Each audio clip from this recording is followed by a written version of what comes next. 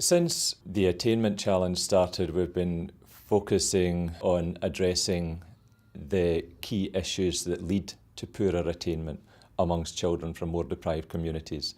And that'll be around the basics, literacy and numeracy, because we know that children from more deprived backgrounds tend to arrive in school with less well-developed vocabulary, for example.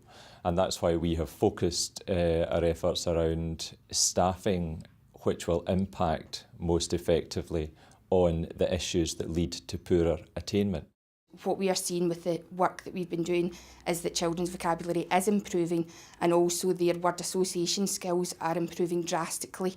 So we no longer have children who are unable to identify words but are able to use skills and strategies that they are learning to use their vocabulary to help them through school.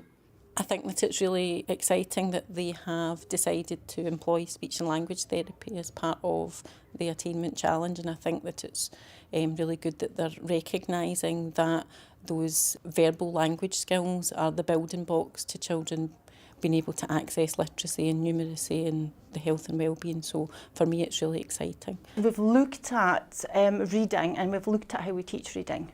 And we're using real books, we're using phonics, we're using all sorts of strategies to engage children, but we've also looked at the learning environment in Primary 1.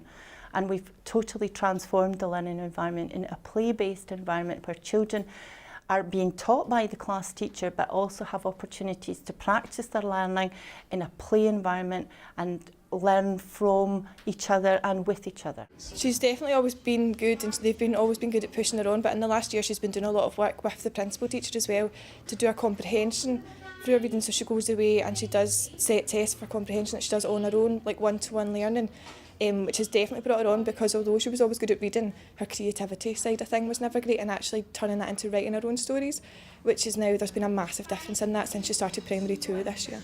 Already we're seeing an impact on levels of reading attainment, for example.